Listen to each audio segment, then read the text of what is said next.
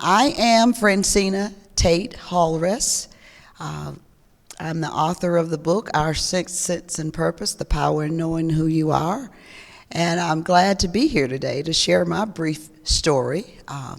You have copies of the book that you can order online, but I believe you will see yourself in my journey as I share with you how that book came about and talking about our sixth sense and purpose, the power in knowing who you are. Now, that book came as a result of my journey as a child, growing up here in the state of North Carolina at the Blue Ridge Mountains. I call myself a little country girl. And I was raised in a very strict family home.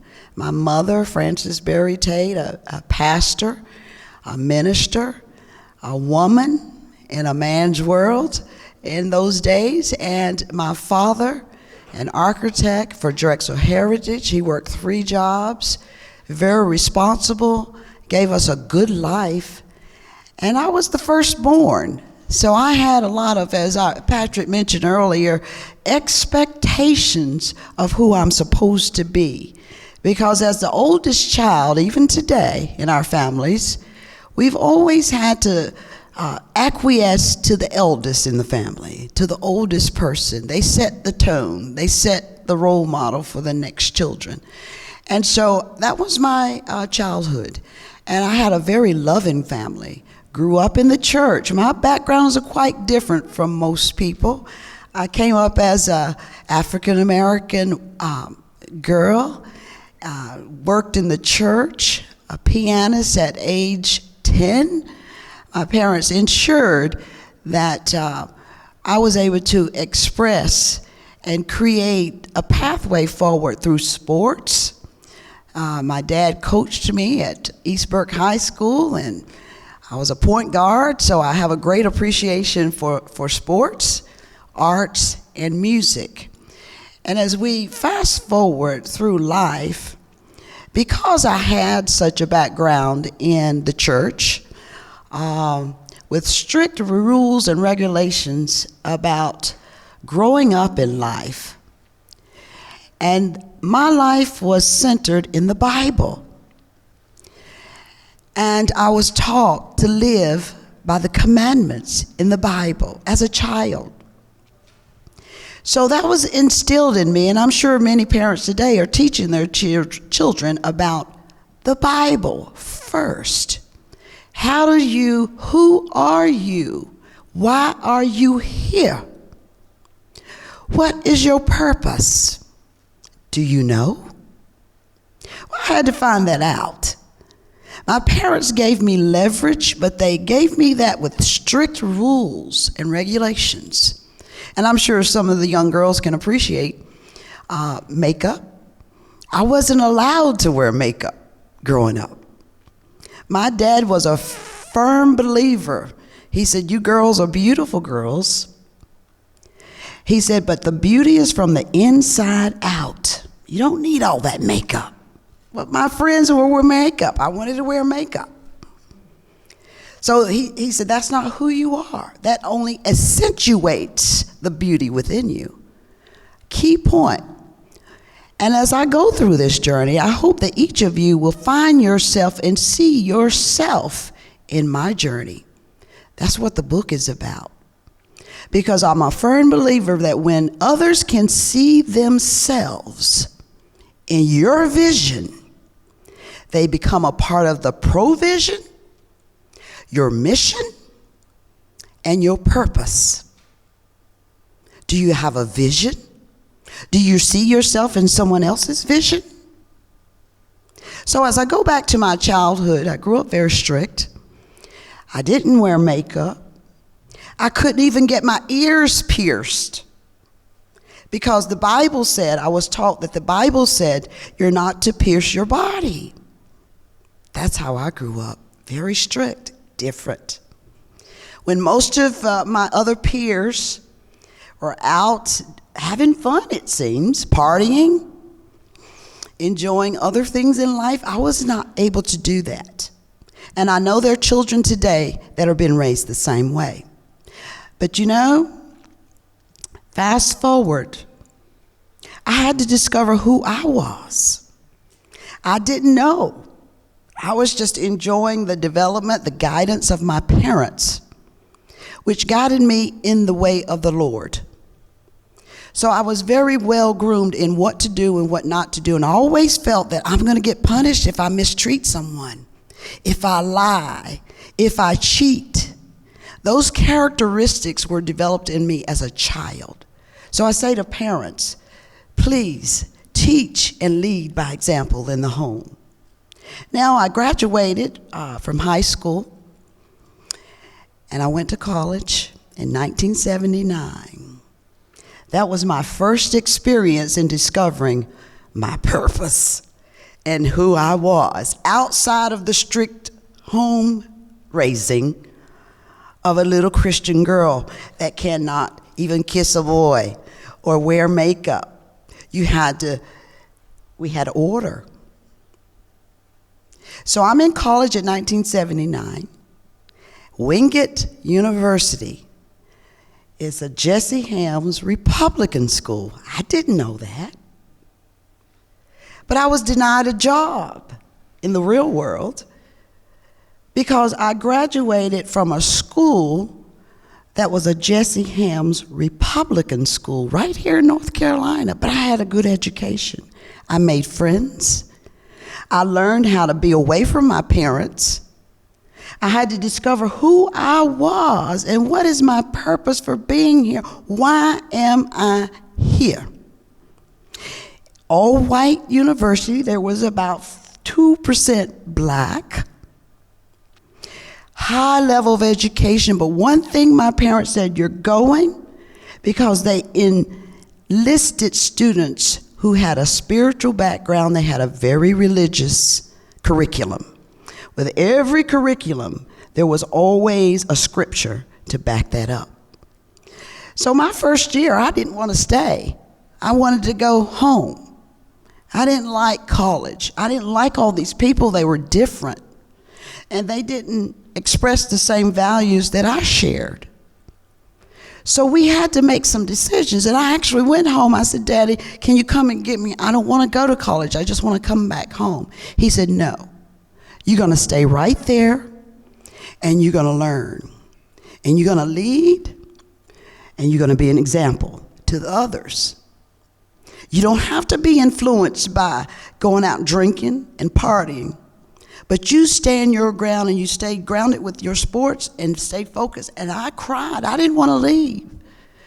I didn't want to go. I didn't want to stay. So that was another pivotal moment in my life on the journey for those of you that are being raised by the scriptures and by the principles of God in 2020.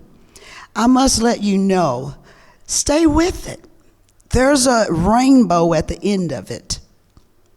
And that helped me to stay in 1979 to 1980. I anchored down and I said, I am Phrantceena Halres, and I matter in this space. And once I made that decision, then the others saw the light in me, and I was able to lead, as Mr. Patrick said, in a servant manner, not judging those students who chose to go out and go to the boys' dorm when they weren't supposed to, and vice versa, and stay out all night and not attend class. That's a part of knowing who you are, and it came from my home. So I was able to lead. And as a result, I was chosen to study in London, England, and Paris, France in 1981. The school, Wingate University, gave me an opportunity. And I was the only black female out of 250 students that were chosen to be exposed to another culture. Another pivotal moment, as Marcus says, about getting exposure to, again, discover your purpose and who you are. I didn't know French. I had to learn French. We studied the British culture. But that trip gave me an opportunity to live and work around others that didn't look like me, didn't speak like me, didn't talk like me. but we had a kinship of knowing who we were as students, and our purpose there was to learn and grow, to be leaders for the future. So that was another pivotal moment on my journey. And I wasn't allowed to compromise any of my spiritual upbringing, my family, the tenets that they gave me in keeping your morals. Always tell the truth, even when it hurts. Truth will set you free. And my dad always stressed that truth will set you free. And sometimes we'll talk about that in a few minutes, about what truth really does in your life. So we were able to graduate. We came back from London and overseas, and we learned so much about culture, about others, and their identity, and their heritage, and their stories. It was so awesome. And I thank my family, and I thank Wingate University for choosing me and giving me that opportunity. I had a Japanese roommate. She spoke Japanese, but we shared the same room. She was from Japan, and do you know I learned so much about who I was through her. And I was her, she was me, and together we were able to accomplish goals. And so we always want you to remember in your journey in knowing your purpose and who you are with a serious spiritual knowledge of your godly divine purpose, why you are here, why you were created. Life's journey manifests in a way where you're able to take that on, and there is power in knowing who you are. So I'll talk about from 1983, I graduated with a BS degree from Wingate University in business administration and a minor in computer science, because we were very tech savvy back then, and we were programmers and coders. And so my first job, which I believe today we need to learn as educators, that when our students enter our college campuses, their parents have sacrificed money and time to do what? To see that child grow up in life and have a better life than they did. So I challenge even the colleges today in leadership. When those students come in as a freshman, you've got to lead them and guide them toward who they are in their career paths. And we want to make sure that these kids have a job when they graduate. They have a career path. So that's a part of your purpose as an educator, as a leader, to guide students like me to their higher calling. And I had that opportunity, and thank God. And my first job out of Wingate University, I went back home to Burke County, and I had a job before I graduated. I worked as an executive assistant for Western Piedmont Community College in Morganton, North Carolina, in development. My first job out of college. And I had a BS degree in business administration. And that job, I was the first black woman to work in the C-suite of a community college in my hometown. It was paved, but I learned so much about uncomfortable situations. Also, again, determines your purpose. Why am I here? Why, of all the black women, why was I chosen? I was chosen for purpose. And so that position actually gave me an opportunity to learn about people and who they are when I'm able to step in and be who I am with purpose. I was able to ask the question, why am I here? And why are you here in this space with me? And together we figured it out. It wasn't all easy. We dealt with race issues. We dealt with some of the things Patrick talked about, compromising standards, lying, cheating, cover-ups, even at that age. And as a college graduate, I wasn't ready for that, but I had to learn who I was. Am I going to acquiesce and be that? Or am I going to remember what my parents taught me and what the Lord says? Do not steal. When I'm asked to steal someone's information and use it as my own. Those are the key principles on my journey as we travel on. So I chose not to steal, but when you choose, in line with your purpose and knowing who you are, sometimes you're not going to always be accepted. You might get fired, as Marcus talked about earlier. You might get demoted, as Mr. Yankee said, or you might sit in on in another area that's not conducive to your spirit. But God says there's always an open door. I would not have put you there if I didn't have a way out for you, and he did. I got a call from Raleigh. They wanted me to teach school.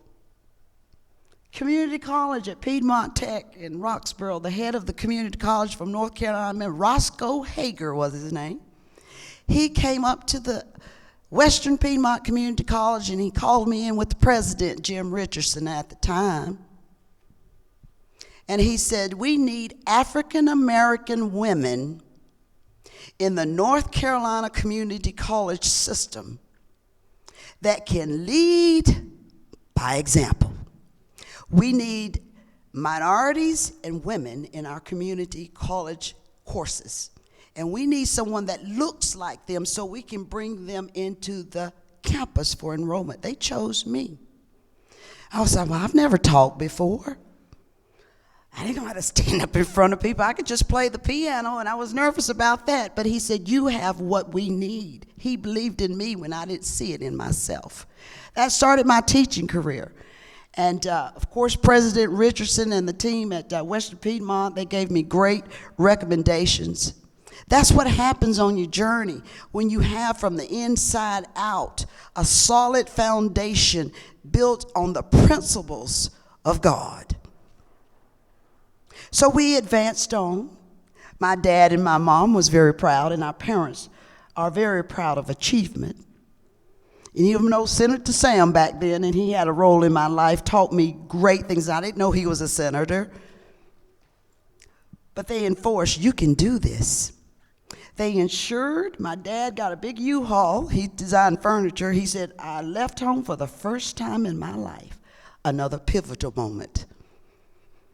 Going out into the deep. I got my first apartment, my first teaching job, in the classroom, making new friends. This is the journey when you're trying to discover your purpose. What am I to do here? And I had a solid purpose as I look back today. So we taught school. We enjoyed that. We taught programming. We taught RPG, COBOL, how to work that computer and make it work for you. And I thought it was so fascinating and had a great group. 1984, I was asked to come to work for corporate America, lead education. But when your parents and your grandparents have a plan for you to be an educator, again, you got to start, am I an educator because someone else wants me to be an educator? Or is there something else for me? There was something else for Phrantceena. I went to corporate America, worked in legal departments. And I was always leading by example. The first black in every job I had since I left home. I was like, where are the African Americans, Marcus? I said, is there anyone here that looks like me? And there wasn't. But I learned from them and they learned from me, and we worked together and made a good achievement in the purpose. And I grew as a result of that. My purpose is getting bigger and bigger. And so we left that. We spent time in our forward fast a few years. And in 1989, I was an entrepreneur. Because of the work that I did successfully in corporate, in education, I was chosen to put together a business model. One lady said to me, Phrantceena, you need to do this for yourself and stop depending on a paycheck. And I called my mom and dad. I said, I said, now I'm not going to be an educator. Of course, they were disappointed. My grandmother, they wanted me to go and be an educator, PhD. And I said, I think I want to be an entrepreneur. And you know what? They supported me. They didn't say, oh, no, you've got to be an educator. But kids today need to be able to hear that voice and be able to know what God is guiding them on their journey and their purpose and their why versus their parents. So we were able to do that. And we started a temporary staffing service in Charlotte. My friend, Mr. J. Dowenhauer, is here today from Charlotte. Thank you so much. And we had a partner there, and it was such a fulfilling part of my mission from home in helping other people achieve. And I had a partner, and she was a white female. Again, as you look at the labels, but we came together, Penny Spangler, the Spangler family in Charlotte. I'll never forget that family. They reached out to me and gave me another evolution, as you said, Mr. Yankee, on my journey. And I see all this in my book, is when you don't know, someone else does know, and they'll put you on a path and you just bloom. And that's what happened to me. We started staffing. I learned about hiring people, personality assessments, and I was able to get with the employers in Charlotte, a lot of law firms. We hired professionals. I was taught what to look for, fingerprints, background checks, personality tests, skill sets. Philip Morris was another client, and we just grew. And the one key tenet that I think has been key in all of my journey is when you're an African-American female and you're going into an all-white environment, you have to know who you are, because not everyone is nice or will be nice. You have to know who you are and stand on the principles that you've been taught of good. And the most fulfilling part of all of that, and we still do it today, staffing, is seeing the light bulb come on for others that are having fulfillment in their job. To be able to place them in a good position with a Fortune 500 company or Duke University, the state government, SBI, it was, oh my good, and they are still employed.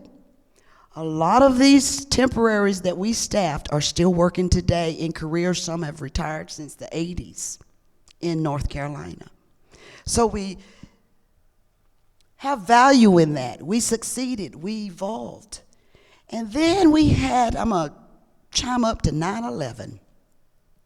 The Twin Towers go down in 2001 in New York City. And I'm sure we all know about that. 2001, I got a phone call from Duke Energy out of Charlotte, the diversity department. They said, Phrantceena, we like what you do. They've looked at my work, hiring people into the workforce that add value to their bottom line. That's what we did. And sustain them while including diversity numbers, more women, more minorities, more Asians, more foreign languages. We did that. 9/11 happened. I had no knowledge of security. I couldn't even pronounce the word nuclear. Some of my colleagues said, it's nuclear, Phrantceena. And I said, so what am I supposed to do? They said, do what you do best, staff, find us good people. Find us the right talent for our workforce. I said, how am I going to do that? We need minorities. Our shareholders are looking at our community. Our workforce needs to reflect our consumer base. And I said, well, I don't know anything about guns and protection. They said, don't worry, we just want your commitment that you will be the one source that we go to develop our workforce on our nuclear power plant sites. in North and South Carolina. I went into my prayer closet, called my mom and dad, I said, and everybody was on the TV, 9/11, so many people are dead, the criminals here, and everybody was on lockdown. Everybody was scared, looking for security, looking for protection. And they called Phrantceena. And I went to my closet, I said, Lord, you first. If this is where I need to be to teach and lead and learn by example, I go for you, but I need you. And he provided for me, Jay, at Duke, leaders from the top to the bottom and all in between. Again, your purpose, Phrantceena, is to develop our workforce at a time where our country is in perils because of 9/11. And the industry and the nation was in perils. We need a model. We need someone that can teach us, tell us what to do here and how to preserve our people in our community. Well, I took the challenge. And yes, I was an African-American woman in a male-dominated world. When I signed that contract in 2002, Jay, I again had to know who I was and my purpose. So no matter on the journey as you go in life, always know your purpose, no matter how good or how dire the circumstances are. If you're chosen for a higher calling. Now, always believe that, and I share that with you. Always know that you're chosen for a higher calling from within. And it manifests when folks call on you for a contract. They call on you to solve a problem for them and pay you to do so and pay you well. And that's what happened to me. They gave me a year.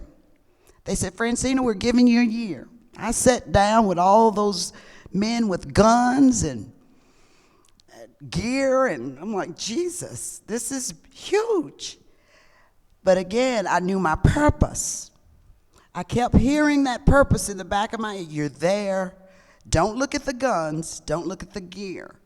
And don't feel that you're not qualified. We called you for a purpose to develop our workforce and secure our sites at these nuclear power plants. And guess what? They weren't in downtown Charlotte.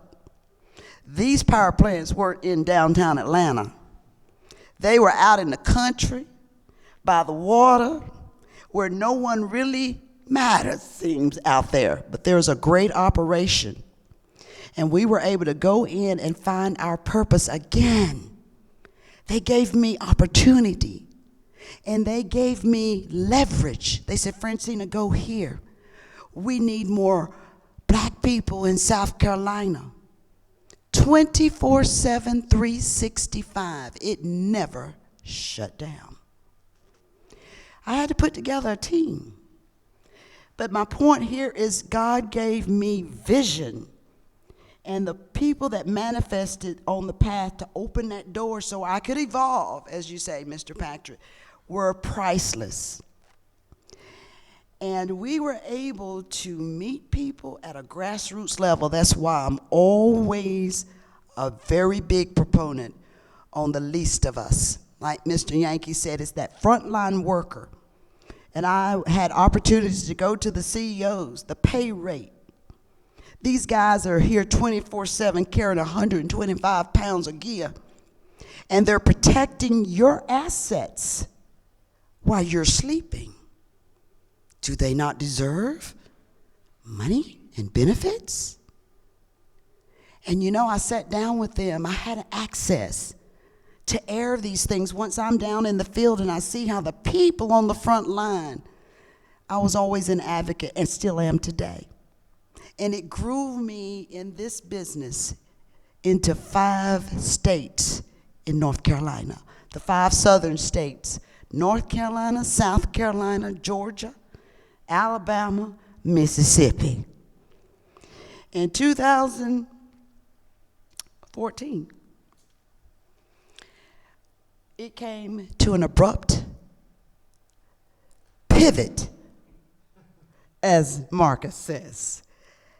And what I mean by that, you have, with the good, you've got to share, even though you know your purpose, you know your why, you know your what, when, why, where, and how, and you're executing and you're getting paid millions of dollars, millions, to accomplish a goal and achieve for not only the client, but for that worker. I'm an advocate for the worker. I had to stand against the union. When the union comes around and they try to, like you said, seduce Mr. Yankee, those workers, to participate in a cause that may not be relevant. And when I studied that and looked at the impact it has on the corporation and what it infuses into the employee for rioting, for espionage, I said, we have to find a better way. So we stood against that on both sides. Because when you're working with humans and people, you have to be able to lead without emotion, as Mr. Ogden said. It's not emotional. This is serious business. These are people's livelihoods. The power in knowing who you are. 2014, we've employed over 1,000 people in this field in 5 states, still there calling today. But guess what? 9/11 has happened, but now we have COVID, and they're calling again.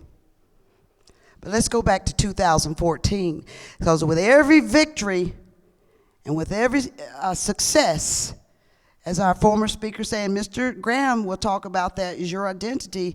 When you face failure in the face, it seems to be failure, but what I've learned is it was reorganization because of what? Corruption. We're going to run into corruption. We're going to run, and we see it today.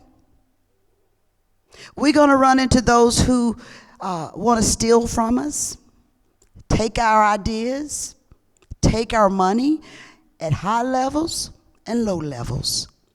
But what are you going to do? Does your purpose stand in the mix of adversity? Well, in 2014, I was put to the test. It started in 2013 when one of my major clients said, we're not renewing your contract. But I had God always, that's that sixth sense when you're in the supernatural closet, when you're a prayer closet. God knows what's coming. He knew that day was coming. But he prepared me. When you talk to the Lord on a regular basis, even in high places, he prepares you. You just got to be sensitive to the unseen versus the seen. So I said, Lord, why am I doing this? I'm on Fox News, Business News, ABC, all of these TV stations talking about national security and my model that was developed. And I did that. But in 2014, you got to watch your inside for today to our viewers and listeners. Watch that internal terrorist. That's what we call them today. Sometimes it's family. Sometimes it's friends. Sometimes, like Mr. Marcus said, it's your workers, your partners, your business partners. But you got to have that sixth sense. You just got to sense it. It's nothing because they pass on paper, look good on paper, and they can share with you all this wonderful information. Oh, look at the balance sheets. We made so much money this month. We just increased $3 million. Did we really? Are you checking? Or are you just believing those numbers for your own? So we had to check. So when I said, okay, we're going to lose this contract, God said, well, you go do these things, and I'm going to show you your next role. And he did. But the entire year of 2013, I got, like you, Marcus, speaking engagements.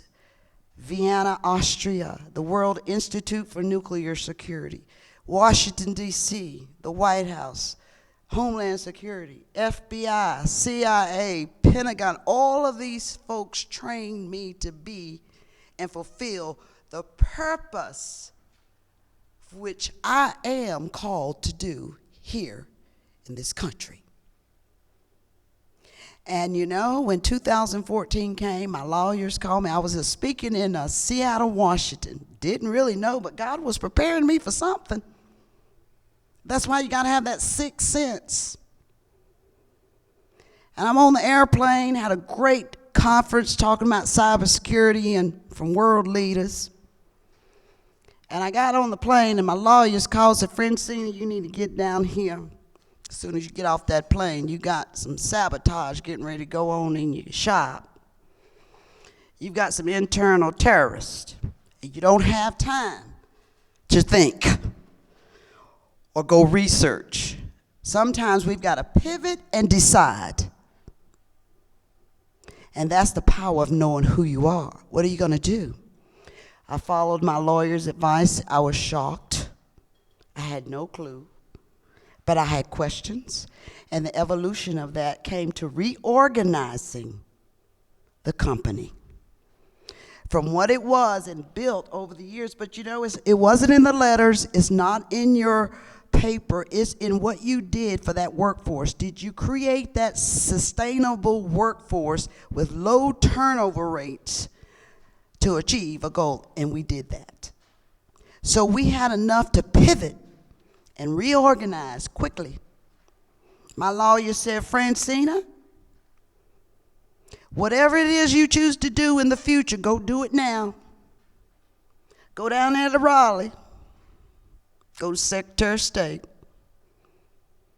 If it's your foundation, if it's your speaking, your book, whatever it is, go incorporate your businesses today. And this was in May.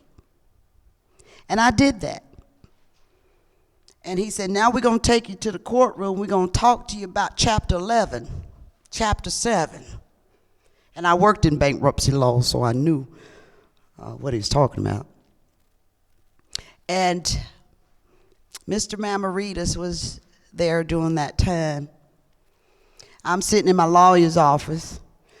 Mr. Mamaritas is at the home corporate office in Charlotte. And my lawyer said, get down here at 8:30. You're going to sit here, and I'm going to tell you what's getting ready to happen. And you're going to be fine. But we've got to take this route to get there. Another pivotal moment.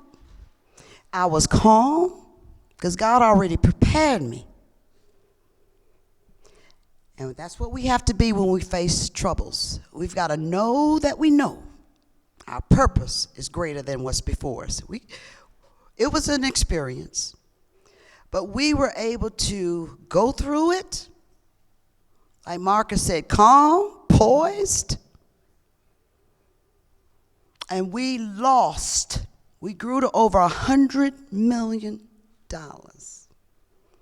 We had so much sitting in the bank, great employees, and I said, how are we going to handle this?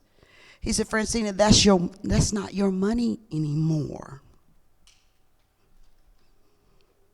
He said, you can't even take any. You've got to put it back.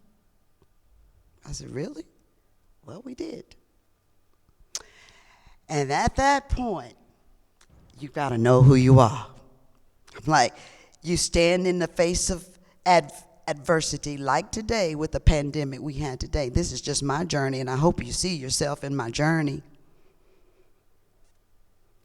And we did. And we went back to our home. We shut it down. We reorganized, restructured. There was no more salary.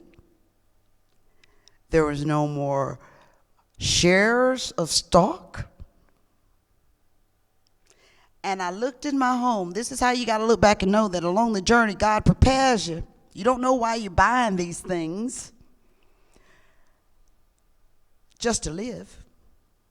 So we got to pay attention today what we're buying, what we're investing in our furniture, in our real estate, in our homes, because that's how I was able to live after they shut it down. I looked around And I said, Lord, I don't have a check coming in tomorrow. I got a mortgage payment, but I had $100,000 saved up on my mortgage. So I said, landlord, can you just give me a year? Use that $100,000 and take care of this as a least option. And you know what my landlord said? She said, no, I'm going to evict you. Yeah, another pivot. I said, excuse me? And then she was a friend, I thought, lived in another state, purchased the house, had to reorganize. I said, but you have $100,000 cash that I paid in advance for this home. I don't care. Well, she did what she had to do, so I had to do what I had to do. So I didn't have $10,000 to retain a lawyer. So I had to really go deep within myself and represent what I knew was the truth and go before the judge. And so we did that. And I pleaded my case, and the judge gave me favor, but only for a year. He said, Phrantceena, you're right. You need that money back, or she needs to sell you the house. And we went through the legal part. She didn't do it. He said, I came back to court a year later. He said, the judge was he said, you're not a practicing lawyer. She had more money and the more power, and I had to get evicted. And you know, I didn't understand it all. And so we went to the home. I called my family. I just said, you know what? This huge home. And I said, I have to go. So we tried to work it out. She went to the sheriff's office. Sheriff knocked on my door. I was just getting up about 8:30. This is in 2014, my June. And he said, we have your eviction papers. I said, eviction? It wasn't really an eviction. I just had to get out at a certain time. And he said, you've got to leave now. And I had my pajamas on. I said, I have to leave my house now? So my team that stayed with me, security team, they came over, and I said, I can't even sleep in my bed. The cops basically said, you can stay here to 5 o'clock, but you have to leave and go find somewhere else to stay. So we had to do that. This is the journey. This is the purpose. Why am I here? Why is this happening? But you got to trust God. And that's what we did. And we had a camp for the kids that week. And I said, Lord have mercy, we've got 200 kids up there in Burke County ready for the Redskins football camp and the Carolina Panthers. I said, I can't cry to them. And we were able to acquiesce. We got out in 3 days, packed up everything in storage, found us a little temporary place, went home and welcomed those children. No one knew. Sometimes it's just your journey, and you have to know it's just your journey. You don't have to wear it on your sleeve. You fulfill your purpose. So we did that, 2014, and we're going to take some time, and I know keep me posted with time now because I know it here. But when 2014 came and you finally look around and say, this is it, the book came, the writing, the power in knowing who you are, your sixth sense and purpose. I still had purpose. Even though it didn't work out on this end, I knew I still had purpose. And we did. We wrote the book. We had the time. We were able to codify money through the assets. We gave away a lot of stuff to the church, to college students. And the Lord just provided miraculously. And I just look around, and it's not, we'll talk about it another time, but I'm saying this today for those to be encouraged that no matter how hard your journey is today, and that's why Marcus inspires me a lot, because he had the similar journey. No one knows what that looks like and feels like. But when you're able to overcome with purpose, it makes you know that you've got to pay it forward for someone else. Martin Luther King says the greatest question we need to ask today is, what are we doing to help somebody else? So when the Lord brought me through that, I published the book, coined the book, 2000, but published it in 2015. Help from family and friends. And I got my self-esteem, back up on the inside. Yes, I got my story out. And then we decided to focus on the charity. And bringing it all, you got to pivot, you have to plan, you have to know where you're going, you have to have the vision. And we did that.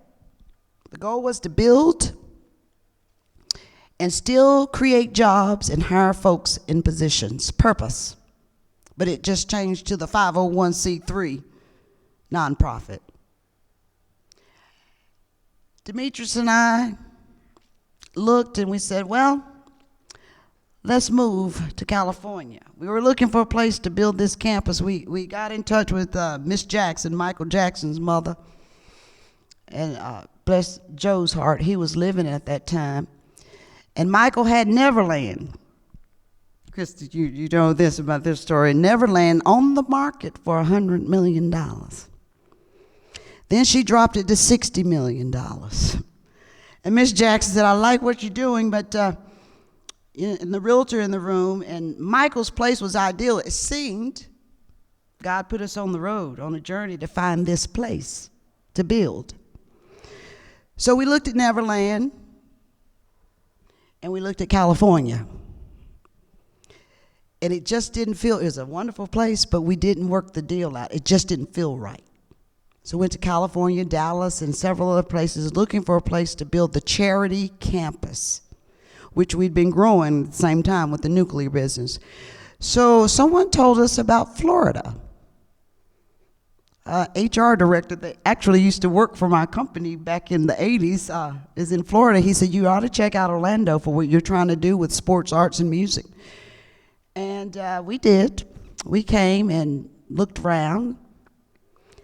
And we went from Miami to West Palm Beach to Orlando.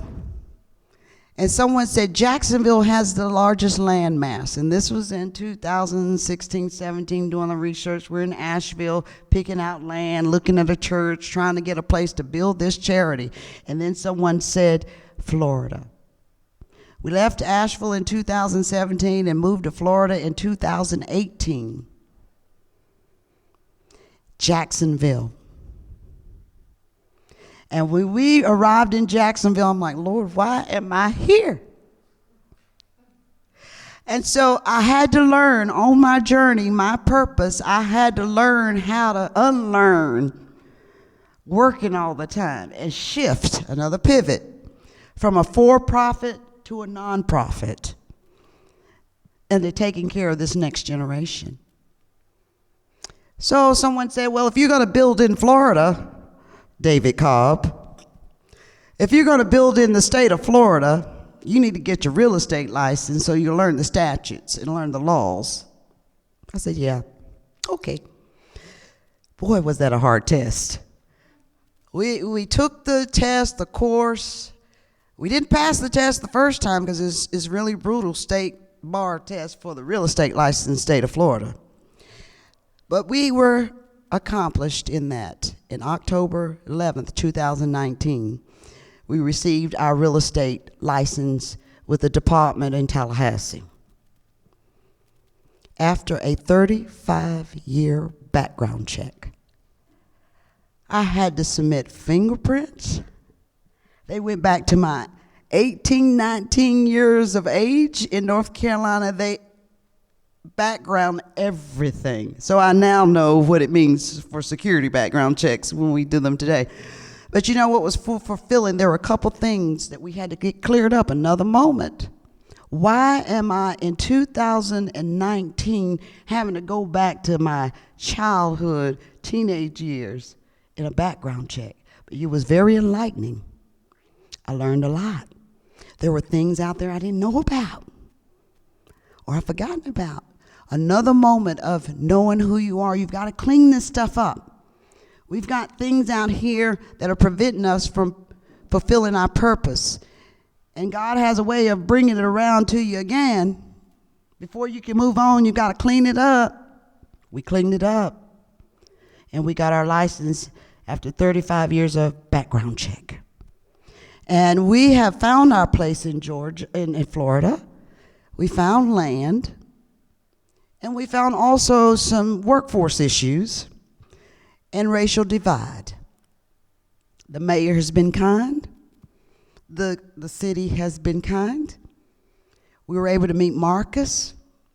We were planning the Jaguars, camp for the children, getting involved in the community, building affordable housing, and then COVID hit in March. So when you talk about the power in knowing who you are, knowing your purpose in the sixth sense, we've got to learn how to live and learn and lead in what we cannot see. And that's a skill that we're going to develop in the new America as we move forward with this next generation. But we want to share that with you and just let you know today we are based in Florida, but we've received a call back home to Asheville, Buncombe County. We were here 3 years ago.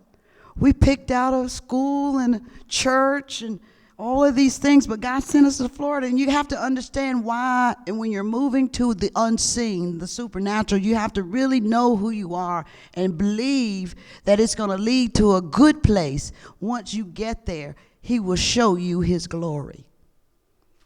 And today, God is showing us His glory. We are so happy to be here. And all of the things, He wasn't finished with security when we started.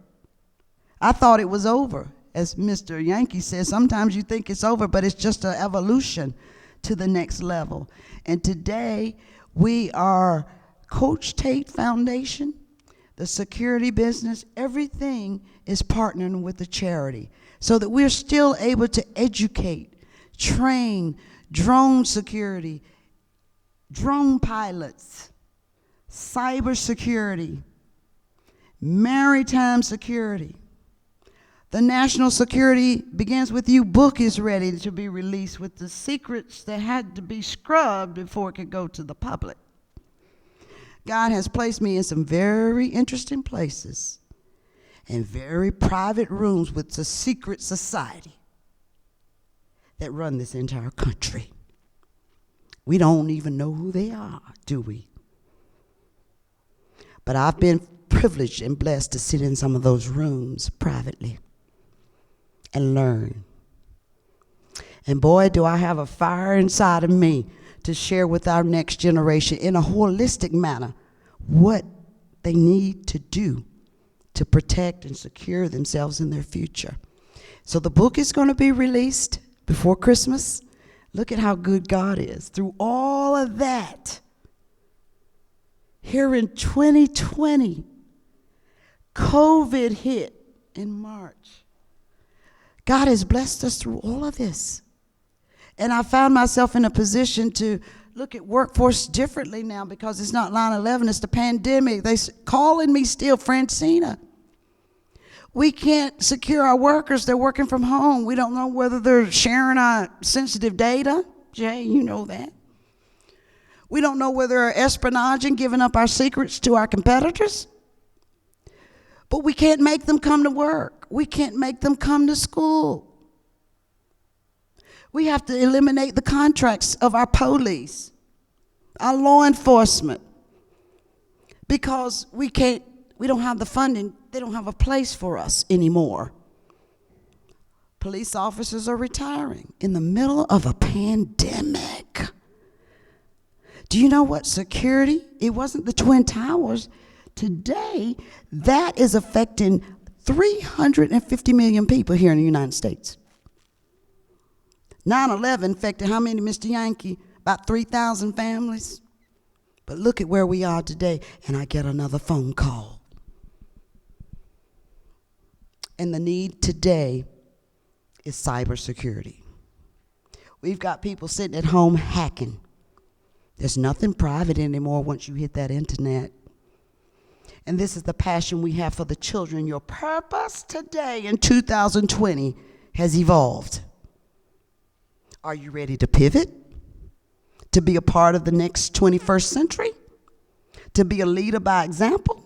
Are you ready to pivot? Are you prepared? Are you ready? Today is a new America. And we are the leaders by example. And I'm happy and blessed to be chosen to be one of those leaders. And I ask you to join me. There's only a few of us that have been in those secret places, and I know you know about Mr. Yankee. All over the world, high places, the all-seeing eye. Now look at what we're doing today. Washington is in turmoil. Our leaders, as we've known them in Congress, struggling. We don't even have a president yet. What are we going to do? What's our purpose today? Now we're here, now what? I talk about it in the book. We say we want to be in a certain place in life. Now you're here, now what? What are you going to do? A lot of people are killing themselves. A lot of the kids are going mentally deranged because they don't know how to handle not socializing with their children. A lot of marriages and relationships are being broken up today. What are you going to do? Our educators are sitting at the schools. I've had a chance to talk with some of our leaders of our education institution. They said, Phrantceena, we've never seen anything like this before. And the only thing I can say to them is, God said this day must occur. It's a part of the evolution. Are we ready? Are we willing to redefine and rediscover purpose and why we're here in 2020? We've still got a little ways to go. What are you going to believe? You going to believe what they're telling you? You going to believe what the news says? Are you going to have your sense about what God is doing? Now, our educators are sitting over there trying to figure out how we're going to educate our children. My question is, what are you teaching them? What have you been teaching these children? Is it effective? As Marcus talked about the blueprint. What's the blueprint? Can you track every graduate from your college today? And can you define a percentage of those that are happily engaged in meaningful, gainful employment and have been able to provide a life for their family? Have you been able to do that? That could give you some kind of gauge about your effectiveness as an educator. And we look at our leaders in our government, the SBA, we know them all. The chamber, they're there to help us. But are we going to get the help? Do we know who we are? Do we know our purpose? It's a different day. And that's my journey. And I'm so happy to share that with you today. And when we come together as we have in 2020 with Marcus Ogden, God sent him our way. That's a divine relationship. It didn't happen. It happened by chance. It was divine for a purpose, and we're still discovering that. But today we're here because we have a shared vision, and we have a shared mission, and we have a shared provision and purpose. And it transcends race. It transcends gender. That's where we are. Will you join us? Will you become a part of our new America? Are you pioneering? Those are the questions you need to ask yourself. Write it down. Look in the mirror. Who am I today versus who I was yesterday? What's my purpose? Is it God-driven? Or is it systemically driven? The system is not going to help you today. It's trying to figure out what it's going to be when it grows up. Are you going to help it determine what that looks like? Because we do have a voice. We are value-added contributors. It's the we, the people. people, the Constitution of the United States of America. And we're so happy to be here. We've got so much more to say, so much more to infuse into the minds of our next generation, our leaders. And I hope each one of you today take up the cross. Take it up for your nieces, for your grandchildren, for your nephews, for your sisters, for your brothers, for your grandmas, for your wives, for your husbands. Come together and know who you are. There is purpose, and there's great purpose. I am an example. And I'll close with this. I am you, and you are me. And together, we are the light. It's dark out here, and we need a light. Will you be the light for our colleges, for our students? Let's be the light. Thank you. Thank you very much. And thank you for hearing me. And I'll take any questions that you might have at this time. Any questions? Miss, yes, please. I know your book is coming out, and you said that you want to tell people how they should prepare for going forward, that sort of thing. So I know you don't have time to get into your book, but is there one most important thing that you would share and how we should prepare for what's next? Oh, boy, that's a heavy question. But yes, the first thing in knowing who you are and knowing your surroundings and understanding how the system is designed, okay? In the unseen world, a lot of it speaks about what's not seen. I've learned to live in the world you can't see with your eyes. And it's still an evolving process. That's the first thing I would say is very critical in the book, that we're teaching in a way that's not compromising classified information, but we're able to teach in a way that allows families, if they would take that book, it's invaluable, and learn about their own inside security and what's systemically around them in the air, in the water, and everything they live and breathe. Understand what that is and how it's impacting your life. Then you can be very prosperous in this world of insecurities. We've got to be secure in who we are. Yes. When you were evicted and going through the process and you didn't show anyone, you still kept things going. What kept you going during that time? I mean, I know when I had my moment, what the reason was and who I was trying to help, but what was it for you? God first. God first. But Mr. Demetrius Mammaridis, he's been my partner for 17 years. And when you know, you can't blame your employees, as you know. So we had employees in a number of 5 states. They were so saddened. And the staff we had back in the office, Marcus, we had 12, that core team that ran 5 states. And when you see your employees walk out that door, and you're sitting in the office and say, when you can afford to pay us again, we'll come back. And when you see them all leave, and you sitting in, and you know about this, and you sitting in that office and you're like, oh Lord, why? What do I do now? This man, Mr. Mammaridis, came back. He said, get up.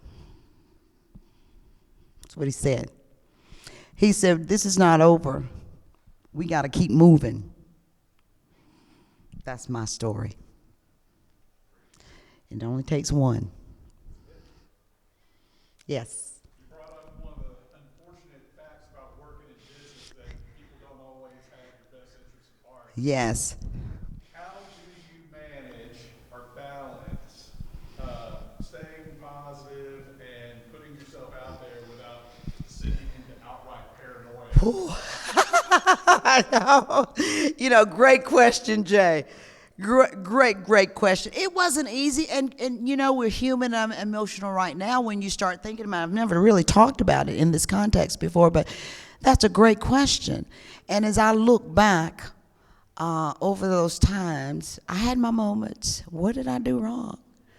But the good thing that I always trusted in myself, because it goes back to that foundation that I grew up with, is when you do right by people, and you don't compromise your morals or your standards, and you were able to stand in the test of adversity and take it yourself. I didn't blame anybody.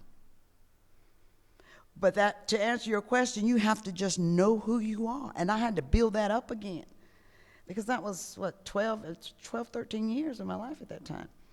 So I learned very quickly it's not about the money. It never was for me. I've never worried about money. I've always attracted money or created. I always believe in creating value that solves somebody's problem. And when you do it once, you can do it again. And so, Jay, to answer your question, it was my faith in the Lord, and it was like, there were a couple times where I was able to say, they said, get it out. They were wrong and this and that and other. But, I didn't do that really. I just thank God that I got through it, because not a lot of people get through that kind of situation and still able to have a sound mind, body, soul, and spirit, and then move forward, pivot, and take that moment and add it into your treasure chest and create more gems and jewels for someone outside of yourself. So that was how I was able to do that, because national security is one thing, and I certainly learned a lot that's going to take me over the next 50 years, and I still have a lot of friends in those places that talked with me during the struggle and shared with me what was really going on. So when you understand that, you just have to gird up your loins, regardless of who says what. You got bad press. I was even tricked in the interview room when you have to go, when you do the bankruptcy, as you know, Marcus, you have to go and sit down with your creditor, trustee, and all that. And so we sat there, and they said, well, Phrantceena, you're not going to come down to the courthouse. You're going to go over to this place and talk to these people over there in the office in Gastonia. I said, why are we going over there?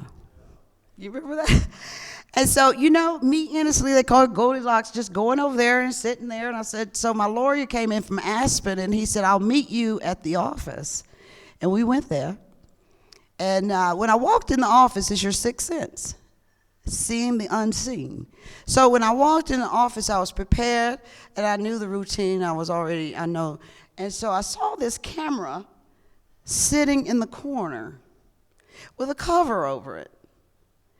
And our chairs were here, and the lawyers were there and all that. So I looked at that camera, and I said, what is that? And, we just have to film this and send it to the trustee judge. And when we finish, I said, okay. But I knew it wasn't true. So we went through that. It was great. And Mr. Mamaritis again with me. Walked out the door, and here comes ABC News with a microphone in Phrantceena. I said, where did you come from? I said, that was you behind that curtain and that camera. Yeah. I said, well, what do you want? Well, we just want to ask you, if this was I was like, is this going to be on the news? I mean, I'm on the spot. So you have to really think about, hold your composure when you know what you've done is good and is the truth, and expose some corruption along the way in high places. You got to stand in your truth. And so he put the microphone, he said, well, did any of your employees get furloughed or didn't get paid, or how the financial impact on the nuclear power plants and security, your decision to reorganize your company, how did it impact the nuclear protection of our national security? I said, it didn't. I said, one thing for sure is that we never compromise security, and that's proven. And number two is every employee got paid. So that's how I answered that question.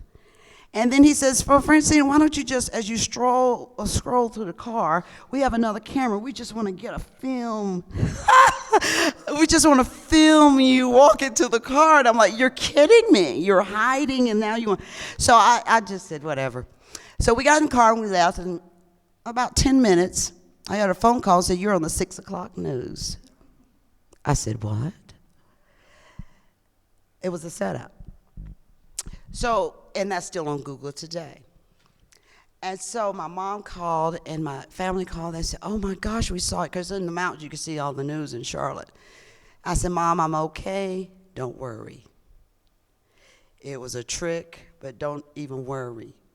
And I called my lawyer, and this was the funny thing about it. You got to learn who you are and your purpose, and I want to make sure we get some of it. I called my lawyer. I said, Ms. Tennyson, I said, did you know about this? I said, it was a trick. And I'm on the 6 o'clock news everywhere. And I'm still in my car riding from this office. And he said, Phrantceena, you know what the lawyer said? He said, Phrantceena, don't worry about it. You look gorgeous. I said, excuse me? He said, you look beautiful. They had me on the talk shows in Seattle and everything. And I said, but this is on 6 o'clock news. And so he laughed about it. He said, oh, gosh, you look great. Don't worry about it. But inside me, I had to really understand my purpose there. And someone cheated and lied and deceived.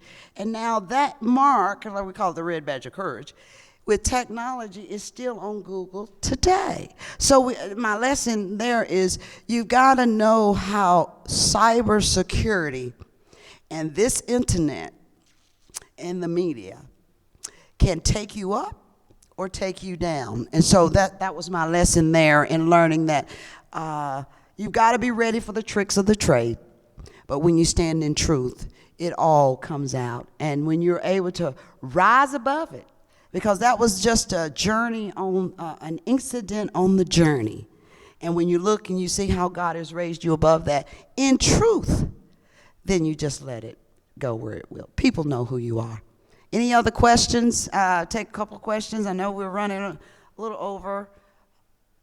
Any questions from any? Patrick had a great question. Jay, great question. Cobb, anyone? Okay, thank you guys very much. And please go to Phrantceena.com. And if you want to read Our 6 Cents in Purpose, it's on Amazon and Barnes & Noble. You can get it there. We have a few copies here, but the National Security Begins With You book, keep a lookout for that. It's coming out before the end of the year. And thank you very much.